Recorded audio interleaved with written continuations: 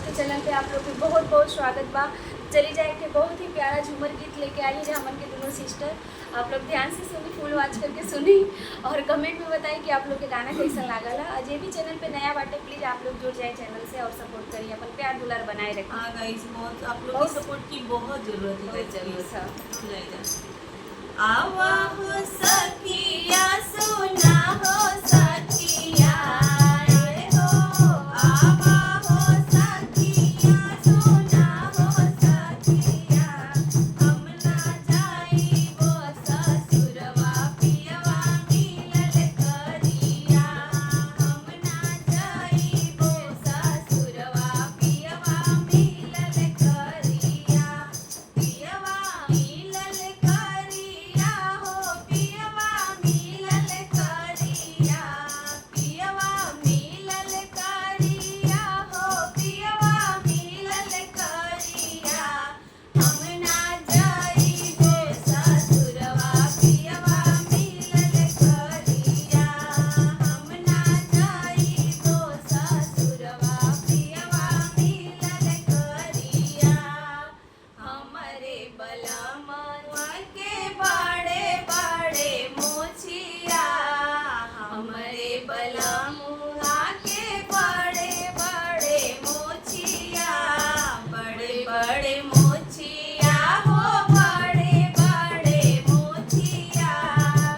मोछिया में अटकल हमार नथिया, हो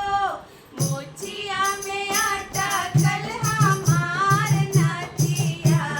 हम ना जाइबो ससुरवा पियवा मिलल करिया, हम ना जाइबो ससुरवा पियवा मिलल करिया, हमरे बलमुआ के बड़े बड़े जुलफी, हमरे बलमुआ जी के बड़े बड़े जुलफी, बड़े बड़े जुलफी हो, बड़े बड़े जुलफी, जुलफी में अटकल हमार झुमकाए हो, जुलफी में अटकल हमार झुमका,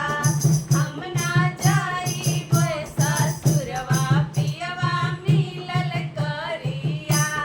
हम ना जाइबो ससुरवा पियवा मिलल करिया, हमरे बलमा जी के छोटे छोटे अंगूरी, हमरे बलमा जी के छोटे छोटे अंगूरी,